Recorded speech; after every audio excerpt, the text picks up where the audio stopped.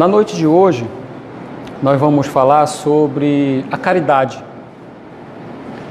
e sobre os efeitos da caridade. Quando nós conhecemos ou ouvimos falar da doutrina espírita, esta é uma palavra que está fortemente ligada a esta religião, a caridade. A caridade é o lema da doutrina espírita. No Evangelho segundo o Espiritismo, da análise do mandamento maior, Kardec, juntamente com os espíritos, chegam a uma conclusão que virou uma frase que é muito ligada à doutrina, que é: fora da caridade não há salvação.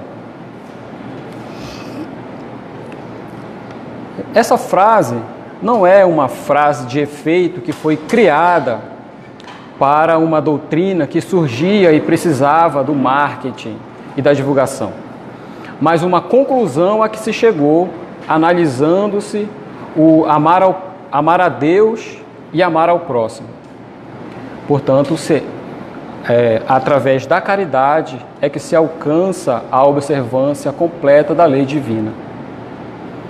Mas nessa frase, fora da caridade não há salvação, nós podemos refletir sobre dois pontos. O primeiro é a própria salvação. O que é salvação? Quando se fala, é uma palavra muito usada nos meios religiosos. Quando se fala em salvação, vem sempre uma ideia de que você está em risco, ou passando por um perigo, ou se dirigindo a um perigo. Então a salvação é ser retirado daquela situação que pode te ferir, te magoar, fazer sofrer, destruir ou qualquer coisa assim. Então a ideia de salvação é essa. Mas quando nós pensamos além da vida material, ela toma uma dimensão que vai para o espírito, ou para a vida espiritual.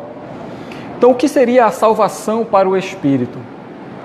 Os riscos, o temor, as aflições as quais passamos, são originadas quando nós deixamos de observar a lei de Deus.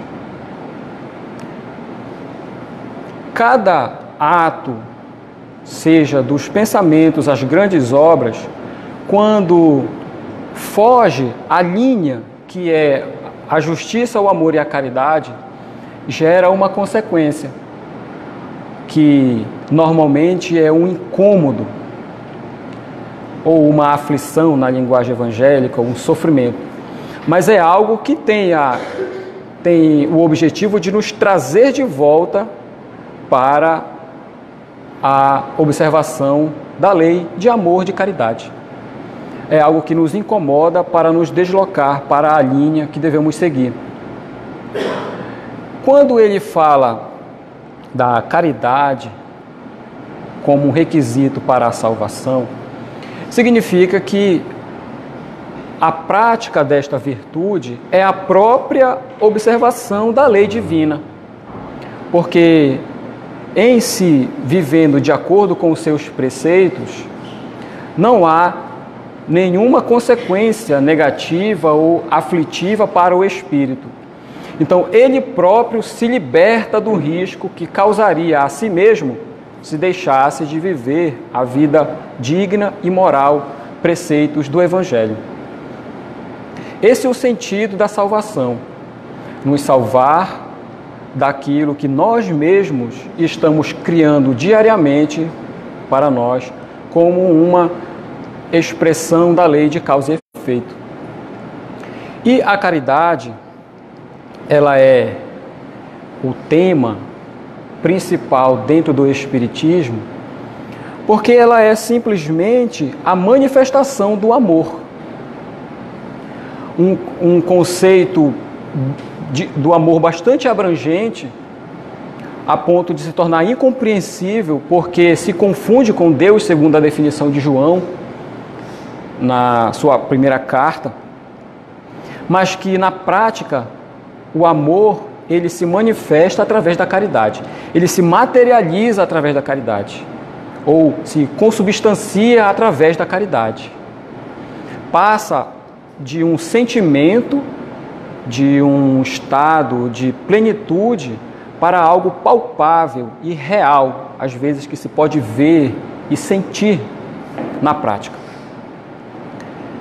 E por ser esse o tema principal em praticamente todos os conteúdos espíritas, nós, enquanto espíritas e enquanto simpatizantes da doutrina, naturalmente vamos absorvendo este conceito e nos alinhando a conduta à prática dela. Há situações em que que antes nos aborrecia e que com o estudo, com as reflexões, as experiências que são divididas aqui, já não nos afetam tanto assim. Isso acontece porque esta virtude já está começando a se interiorizar em nós.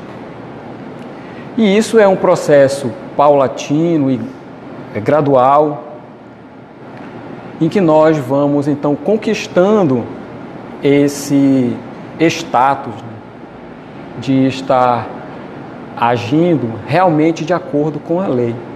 Mas há situações que nós esquecemos completamente daquilo que a gente estuda. Mas isso é apenas um efeito do aprendiz que ainda não conseguiu guardar todos os conceitos no coração. Então, às vezes, no lar ou no trabalho, diante daqueles com os quais nós convivemos, que, vez ou outra, lança um comentário irônico ou uma ofensa velada, ou um comentário maldoso para nos atingir, às vezes, pelo estado de espírito, por aquilo que nós já alcançamos, nós relevamos. E por mais que o outro esteja mal intencionado, aquilo não nos afeta, ou não nos afeta mais. Porém, há também, diante das mesmas situações em que nós esquecemos o Evangelho, deixando de lado, e damos vazão àquilo que nós temos ainda de mais intenso, o ímpeto, aquela primeira reação que às vezes é a agressão, é o troco, demonstrando ainda o quanto a gente precisa caminhar. Mas isso não é de todo um mal, porque é preciso também compreendermos que nós estamos passando por um processo no qual há conquistas e há também decepções. O Humberto de Campos, ele conta que uma vez, numa cidade muito populosa no Brasil, 3 amigos, depois de terem conhecido a doutrina espírita, se encantado com os seus conceitos, eles se reuniram e resolveram fundar uma casa espírita. E como eles eram muito afeiçoados ao Evangelho, aquele local passou a ser então um ambiente onde eram cultivadas as verdades do Evangelho à luz da doutrina espírita. E tamanha era a dedicação deles que, em pouco tempo, o trabalho que eles desenvolveram começou a crescer e atrair outras pessoas, frequentadores que depois tornaram-se trabalhadores, de forma que a boa vontade que eles demonstravam e também o produto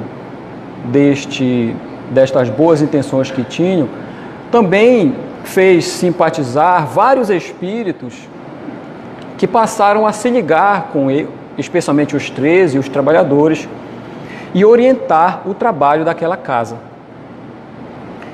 Dentre estes emissários espirituais, um espírito em especial se destacou porque na figura de uma mulher chamada Irmã Custódia, resolveu se incumbir da responsabilidade de orientar os três no trabalho daquela casa.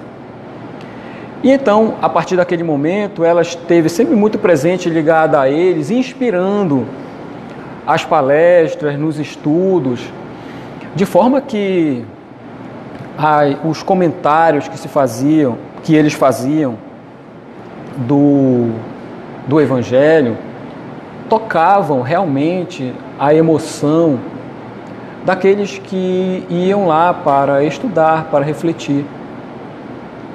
De forma que a casa, por essa razão, do sentimento ser muito presente, começou a crescer, receber outros convidados de estudiosos de outras cidades para fazer palestra ali, dividir os estudos, etc. E assim o trabalho foi se desenvolvendo. Acontece que quando a casa ia completar 10 anos, a Irmã Custódia sugeriu que os três organizassem uma noite e fizessem orações especiais em virtude daquela data comemorativa. E dizendo a eles que na noite combinada, por ser uma data especial, eles receberiam então a inspiração de claridades mais elevadas da espiritualidade. Ela não poderia estar presente, não, porque naquela semana ela teria uma outra responsabilidade, uma outra tarefa para cumprir. Então eles organizaram tudo e na noite em que iria acontecer o evento, os três se combinaram de fazer 3 palestras diferentes. Então, o primeiro ia falar sobre a caridade e humanidade. O segundo ia falar sobre caridade e iluminação. E o terceiro tema seria caridade e harmonia. Então, naquela noite, os três se reuniram e cada um ao seu tempo falou sobre a caridade. Todos saíram emocionados, com dificuldade de ir para as suas casas. Tamanho foi o ambiente agradável que se criou ali em se falando de Jesus através da caridade. E os três ficaram também tão elevados naquela harmonia que depois da palestra eles decidiram inclusive não pegar o ônibus para ir para as suas casas.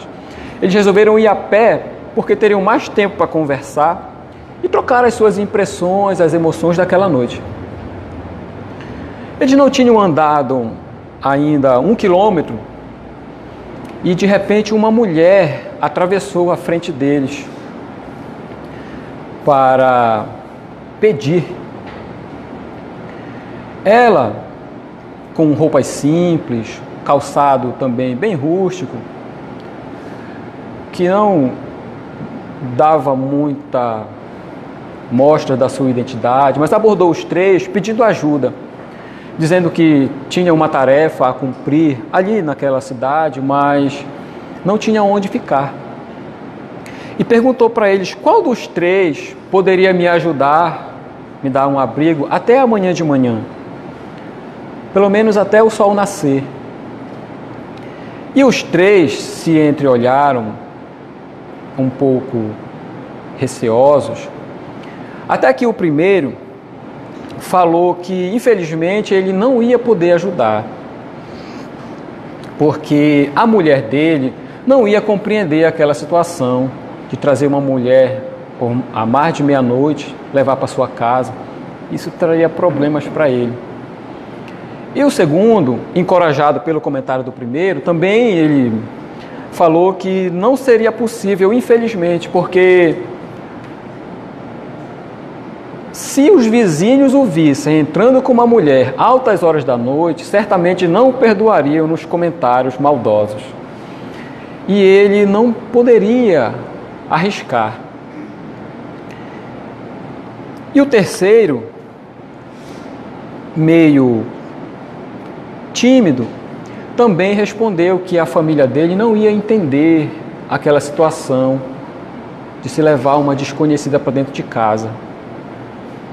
Por mais que aquela negativa o fizesse doer o seu coração.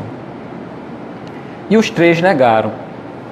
Mas, ainda lembrando da palestra que os três haviam proferido, e tocados de algum sentimento, alguém teve a ideia de fazerem uma coleta.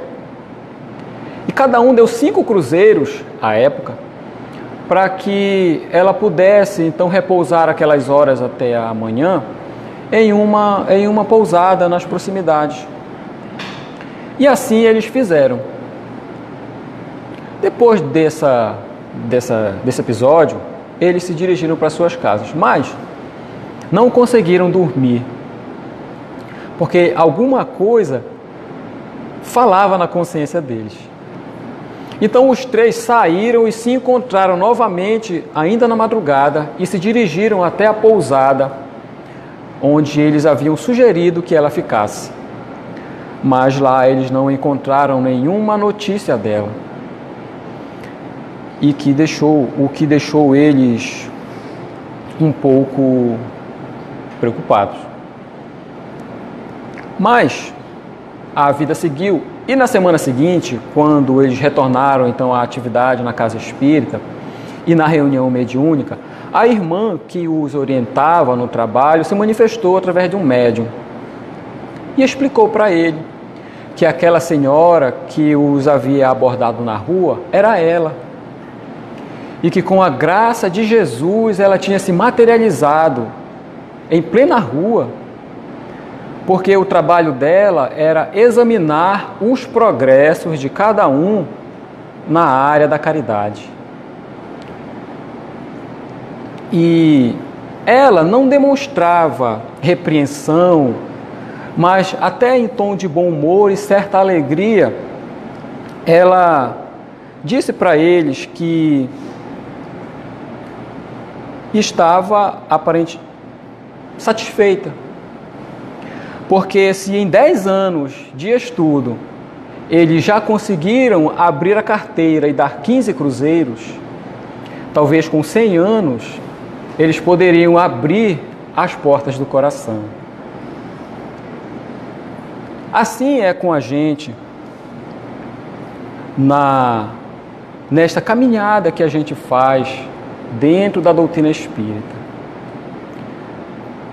Às vezes nós ficamos até satisfeitos com uma atitude benevolente e caridosa, mas é preciso termos também indulgência para conosco nos momentos da falha, porque nós estamos no processo de aprendizado e de evolução nossa espiritual. É essa a ideia que o Cristo traz na sua missão quando vem à Terra. Todos os ensinos dele olhando para o Espírito na sua jornada espiritual. Por isso que a mensagem que ele dá não se restringiu ao tempo em que ele viveu, e que ainda hoje se permanecem estudando, os estudiosos desenvolvendo, analisando, descobrindo novas formas de se interpretar uma simples palavra que foi dita por ele. Então ele fala nesta sua missão, revelando a vida espiritual e o processo de evolução no qual todos nós estamos submetidos. E neste processo, a destinação é o retorno a Deus. Visto que um dia saímos simbolicamente de suas mãos, e essa jornada evolutiva pela qual passamos tem um destino que é o retorno ao Pai. Este retorno simboliza para nós a felicidade, simboliza a paz. É o estado de plenitude do Espírito que está em comunhão com Deus, tal como o Cristo está, e que por isso falou por diversas ocasiões o Pai e eu somos um. Ou então, se conhecereis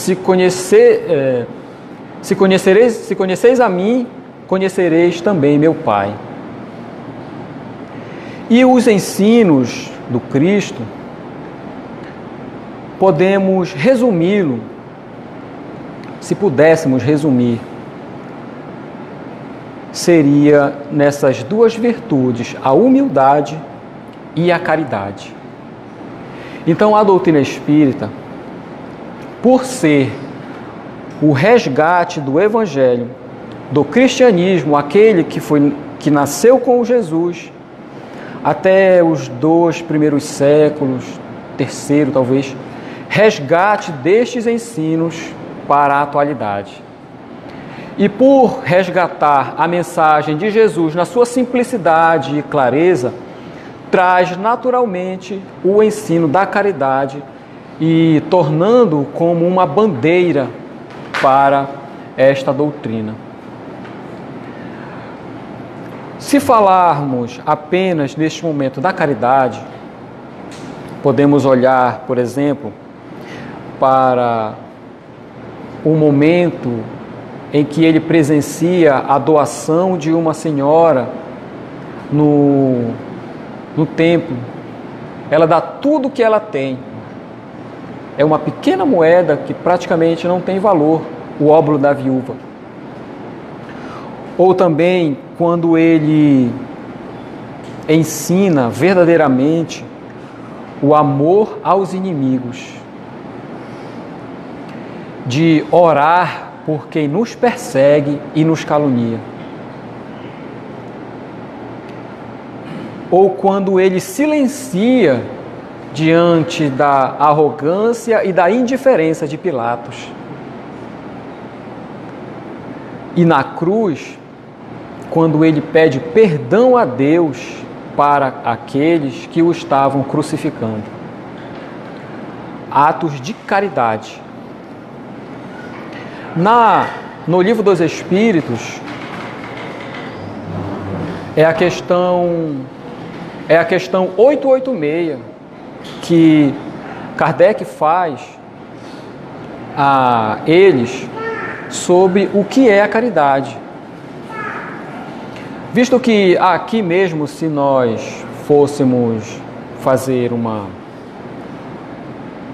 pesquisa, certamente cada um daria um exemplo, teria uma ideia, um conceito do que é a caridade, como ela se manifesta. Mas sendo ela a base do ensino de Jesus e a doutrina espírita, o resgate dos ensinos do Cristo, era lógico que ele perguntasse o que era a caridade, mas não como nós a entendemos, como o Cristo a entendia, para que ele pudesse trazer o conceito exatamente ser explicado e apresentado nesta nova era da humanidade. Então ele pergunta o que é a caridade, ao que os Espíritos respondem, como entendia Jesus, a benevolência, sempre a benevolência para com todos. E não é todas as pessoas, é todos. A indulgência para com as imperfeições das outras pessoas e o perdão das ofensas. Visto que o amor e a caridade, eles são o complemento da lei de justiça. E fazer, amar o próximo como ele ensinou, é fazer todo o bem que está ao nosso alcance para ele. Esse é o sentido de amar uns aos outros como irmãos. Esta caridade, no conceito apresentado por Jesus, por causa disso, não se restringe à esmola ou às doações. E, inclusive, ela se diferencia da beneficência porque, às vezes, quem pede não é o que mais precisa. E a caridade deve então reger todas as nossas relações, as relações com nossos semelhantes. Na caridade é prescrita a indulgência, que é a compreensão diante das falhas dos outros. Quando nós entendemos que estão, assim como nós, em um processo de aprendizado, que ora se encontra o sucesso e ora a decepção. E nas decepções ou nos erros merecem também a nossa compaixão e a nossa compreensão, porque muitas vezes somos nós que erramos e às vezes cometendo erros mais graves. Todos nós merecemos e recebemos diariamente a indulgência de Deus em tudo que nós fazemos. É justo, por isso, que sejamos também, na medida do maior esforço, indulgentes para com aqueles que convivem conosco, pelo menos. Então, a pessoa que é verdadeiramente boa, segundo este conceito, ela procura elevar, em especial, aqueles que estão em posição inferior, não aumentando as suas aflições pela exposição dos seus erros ou de suas fragilidades, mas aproxima-os para diminuir a distância que há entre eles. Essa verdadeira caridade é sempre bondosa, é sempre benévola, e ela está tanto no ato que se faz, como na maneira em que se pratica o ato. Por isso ela tem o duplo valor.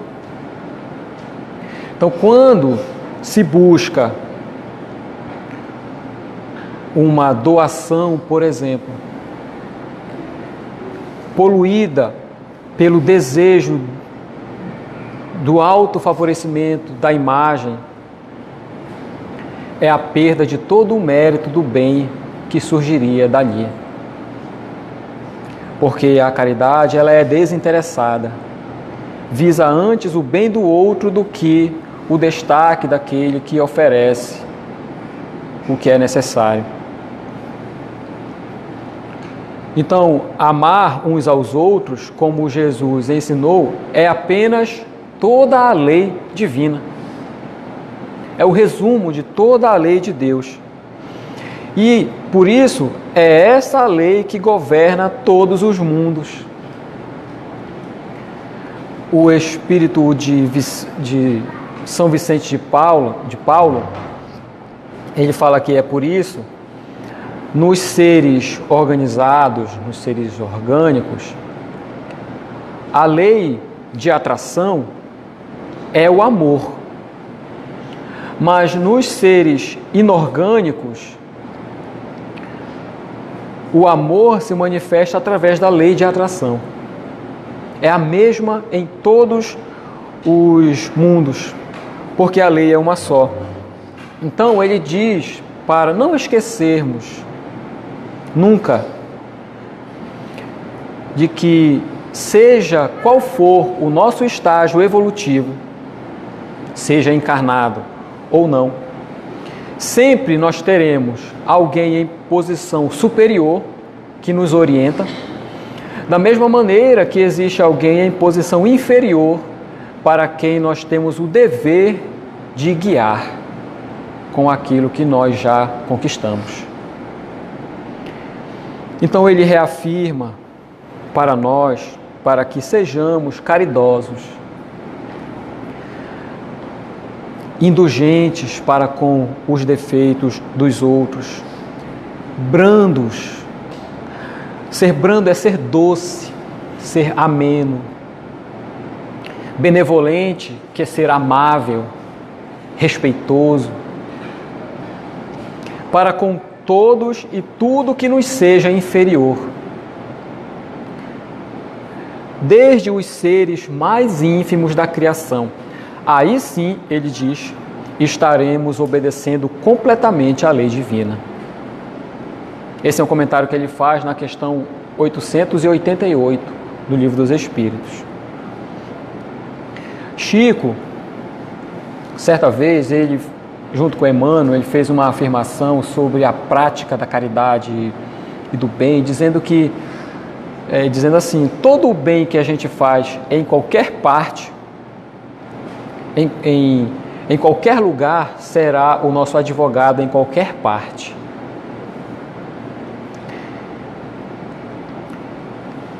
Então, havia um homem que, quando encarnado, era muito tirano.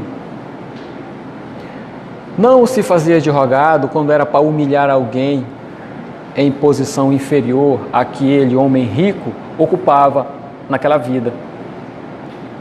Sempre muito apegado às riquezas, ao ouro, morava num palácio. Acontece que este homem, chamado Barsabás, desencarnou.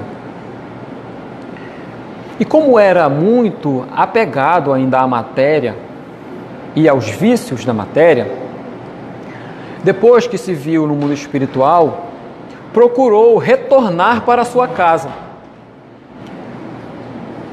conviver de novo com os seus familiares no seu palacete. Mas quando ele chegou lá, ele apenas encontrou a sua viúva, cheia de mágoas do seu marido, e que ali ia se desfazendo pouco a pouco dos bens que ele havia deixado, entregando tudo para que fosse leiloado, para que com o dinheiro que iria surgir dali, os filhos pudessem brigar entre si por causa da herança.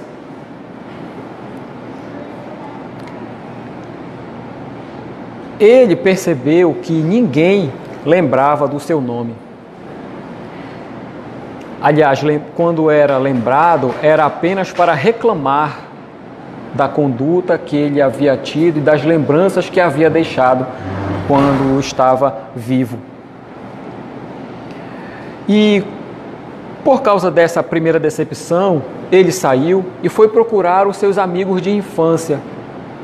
Porque quem sabe ali com eles não teriam as lembranças do passado que o inspirasse bons sentimentos. Mas o que encontrou lá foram apenas recordações dos seus próprios atos, de sua usura e de sua maledicência. Então, decepcionado com aquilo que encontrou na outra vida em função da conduta que havia tido nessa, ele chorou. Chorou e de tal forma foi o seu sofrimento que a sua vista se turvou e ele foi conduzido para zonas inferiores de sofrimento na região espiritual. E lá ele passou muito tempo sofrendo, sem rumo, porque num lugar nevoento não conseguia divisar muito longe, não tinha para onde ir, estava perdido. Mas depois de alguns anos, ele lembrou de pedir em oração. E conforme ele foi se entregando à prece, percebeu que aquela névoa ia se dissipando à sua frente. Então ele conseguiu ver à distância uma casa bem iluminada que ele julgou ser um santuário. E por aquela visão que ele teve, ele então se dirigiu para lá, guiado por aquelas luzes novas. Do alto saíam faíscas de luz, vários pontos no céu iluminavam aquele local que ele havia encontrado. Quando ele chegou lá, ele foi recebido por um emissário espiritual. E aquele porteiro explicou para ele que aquelas luzes que ele via, cada uma era uma oração de agradecimento que foi originada na terra. Então, diante daquela situação, ele então chorou ainda mais, porque sabia que era um homem desventurado e nunca tinha feito o bem enquanto estava na terra. Mas aquele emissário falou para ele: é verdade, Barsabás, que ao redor de ti tu trazes as marcas do sangue e das lágrimas das viúvas, dos órfãos, daqueles de quem tu usurpou os bens para o teu próprio benefício. Mas há aqui uma pequena luz em teu crédito. E aquele espírito falou para ele o seguinte: há 32 anos tu destes um pedaço de pão para uma criança, e ela agradeceu a Deus por ti. E apontou. E ele falou: siga essa luz, que ela vai te libertar dessas zonas de sofrimento. Então ele fez isso. Aquele ponto luminoso passou a ser para ele como a sua própria estrela de Belém. Só que em vez de encontrar o céu, ele encontrou uma casa simples, que ficava na própria terra. E lá ele viu um homem, aos 40 anos de idade, carpinteiro, que trabalhava com a enxó, talhando a madeira. Era um homem chamado Jonaquim, a criança de 32 anos atrás que ele havia ofertado o pão. E tamanho foi a identificação dele com aquele homem, que, como se estivessem ligados pelo fio da gratidão, ele se abraçou àquele homem e chorou. Depois de um ano, o velho, quase velho, Jonaquim, tinha nos seus braços uma criança de olhos e cabelos claros, que recomeçava a vida. Então aquele espírito que não sabia o que era a caridade na última vida que teve, por uma luz pequena de gratidão, por causa de um bem que fez sem perceber, ele teve a chance de recomeçar para se livrar dos sofrimentos que ele estava passando, causado por ele mesmo. Quando Jesus, ele ensinou o mandamento maior, o amar a Deus sobre todas as coisas, com todo o teu coração, com toda a tua alma, todo o teu pensamento, e ao próximo como a ti mesmo, ele falava, se podemos dizer de maneira simples, do esforço para que façamos todo o bem que está ao nosso alcance com tudo que nós temos. Certa vez o Chico, que já estava vamos dizer, na parte final da sua vida, ele com uma doença que já estava começando a incapacitar o seu corpo e tudo, e o Emmanuel ficava chamando ele para o trabalho: vamos trabalhar, e o corpo já não respondia. Eu falei, e ele disse assim para Chico: olha, enquanto tu conseguires fazer uma oração a benefício de alguém, ainda poderás ser útil. Então, eu queria contar só mais uma história, que é de 3 irmãos, com base nesta lição de Emmanuel. Esses 3 irmãos, eles leram no Evangelho que cada um iria receber de acordo com suas próprias obras. Então, tamanha foi essa emoção que eles sentiram ao entender isso, que eles resolveram cada um trabalhar por si mesmo para fazer coisas boas na vida. O primeiro resolveu então ingressar na indústria do fios de algodão.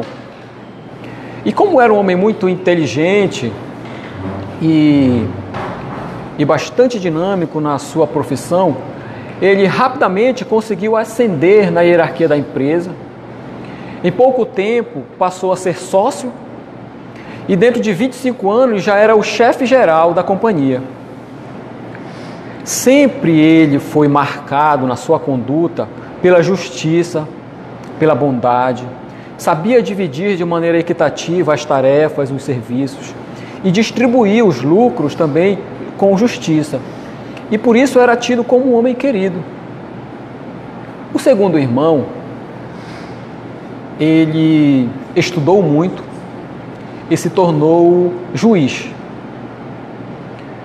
E na profissão, ele procurou então auxiliar aqueles que não tinham condições de pagar, ou libertou aqueles que haviam sido presos injustamente, sabia distribuir as penas de maneira adequada.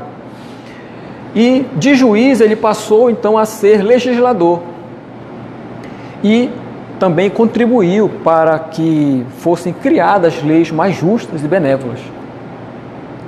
E assim ficou marcado pela sua conduta de retidão e bondade. O terceiro irmão, porém, era paralítico e não podia usar muitos os recursos da inteligência, não tinha como se instalar numa fábrica nem num tribunal, tinha apenas as pernas mirradas e vivia num leito. Contudo, certa vez ele lembrou de que poderia fazer o serviço da prece, da oração. E ele começou quando identificou a senhora que trabalhava na casa dele. Era uma mulher simples e que aparentemente estava com algum problema, que ele foi conversando, sem ser indiscreto, mas confortando, esclarecendo, e convidou ela para orar. Ao que ela se sentiu muito confortada. Não demorou muito, ela já estava trazendo outras pessoas para que ele pudesse orar por elas. E rapidamente aquela casa simples passou então a ser um ponto de oração. E o homem orava por todos. E também escrevia cartas e mandava para as pessoas que não podiam ir lá com ele, consolando, confortando. E assim passou os anos, de tanto que ele se dedicou ao trabalho, que ficou cego, além de paralítico. Acontece que os três desencarnaram, não com muita diferença um do outro. E então os três se reuniram no mundo espiritual. Lá, algo como um juiz foi então avaliar os atos de cada um na vida para, de acordo com a lição evangélica, cada um receber de acordo com o que fez. Então, simbolicamente, o industrial e o juiz traziam a bolsa cheia de dinheiro e de sentenças lavradas como o produto da bondade que estenderam enquanto estavam encarnados. Já o terceiro, ele apenas tinha um pequeno livro que era onde ele fazia as suas anotações das preces. Então, o espírito que os recebeu avaliou que os dois primeiros seriam então reconfortados pelo bem que cada um havia espalhado naquilo que estavam ao seu alcance, e ao que eles ficaram muito satisfeitos ao retornar. Mas o terceiro, quando aquele anjo então abriu o pequeno caderno, uma luz muito forte surgiu que ninguém pôde avaliar a quantidade de, vamos dizer, da recompensa do produto do trabalho que ele havia feito na terra. E o terceiro, que era paralítico, então demonstrou que tinha mais mérito do que os seus 2 irmãos. O anjo que o recebeu disse que os irmãos dele eram benditos na casa de Deus, porque por causa dos recursos que haviam distribuído, mas realmente não é muito difícil fazer o bem quando se tem o bolso cheio de dinheiro. Mas tu, ele disse, deste de ti mesmo, do teu tempo, da tua saúde, dos teus olhos, das tuas mãos, em favor dos outros que chegaram a ti. Então, por causa disso, a tua morada é superior a deles. Então, essa é a reafirmação que Emmanuel faz a Chico no momento em que ele está um pouco já abatido por causa do corpo, que já não responde às vontades do espírito de trabalhar, mas que podemos lembrar, há sempre o bem da prece, se nós não podemos fazer outra coisa, que pode ser direcionado a alguém que precisa. É também uma prática de caridade.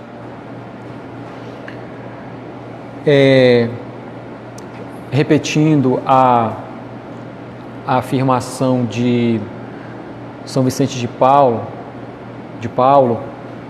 para que sejamos brandos e benevolentes para com todos que convivem com a gente, mesmo para os seres mais ínfimos da criação, porque todos somos filhos de Deus. Da mesma forma que hoje nós recebemos a compreensão e a indulgência daqueles que nos dirigem a vida no processo evolutivo,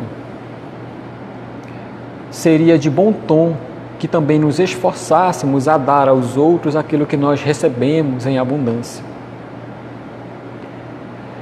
Então, a lei divina se resume na observância do amor, que é a própria divindade. Mas o amor, ele acontece na prática da caridade. Nessa questão do Livro dos Espíritos, Kardec perguntou aos espíritos o que era a caridade, segundo Jesus a entendia. Mas, uma vez, o poeta Guerra Junqueira, ele perguntou para a caridade: quem és tu? E ela respondeu: meu nome é Caridade, emissária de Deus a toda a humanidade. Pairo por sobre um ser resplandecente e puro, como pairo a sorrir por cima de um monturo. Desço das vastidões dentro das horas mudas, deixo Cristo na cruz para encontrar com Judas. Amo os bons e protejo as almas vis e hediondas. Ando por toda a terra, ando por sobre as ondas. Do oceano a rugir sob meus pés de névoa, para levar a luz, e com anseio levo-a. A quem nas aflições chama-me em altos brados, no turbilhão de horror de todos os pecados. Para mim não existe a classe, a seita e as gentes. Abranjo em meu amor a alma dos continentes. Atravesso o oceano e atravesso os países. Vou onde haja a miséria e pranto de infelizes. Sou o farol da legião dos pobres sofredores. Levo o sol, pão e luz, balsamizando as dores. Conduzo com avidez o lúcido estandarte do bem, que ampara a dor e vela os sonhos d'arte.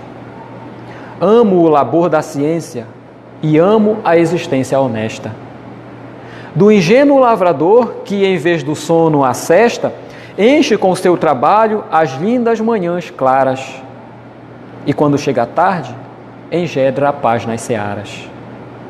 Amo o trabalhador como amo as boninas, que se entreabrem na estrada, enfeitando as campinas. As rosas festivais das frescas alamedas, que abarrotam de olor as primaveras ledas. Amo o goivo e o lilás, como amo o luto e a festa. Amo a férea brávia e as aves da floresta. Guardo comigo a dor, as mágoas e esperanças. Idolatro os senis como idolatro as crianças. Vivo fora do plano imundo da matéria, confortando o amargor, consolando a miséria. É por isso, talvez, que comovida eu ouço do palácio o carpir e os ais do calabouço. Visito os hospitais, creches e orfanatos, sem toques de clarins e sem espalhafatos.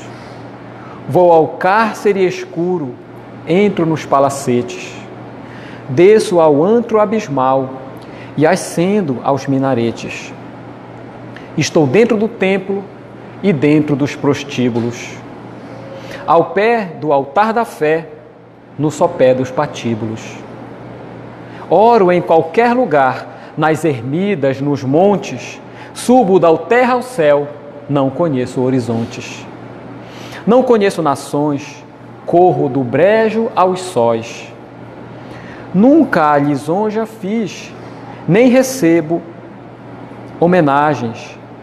Trato com o mesmo amor os cultos e os selvagens.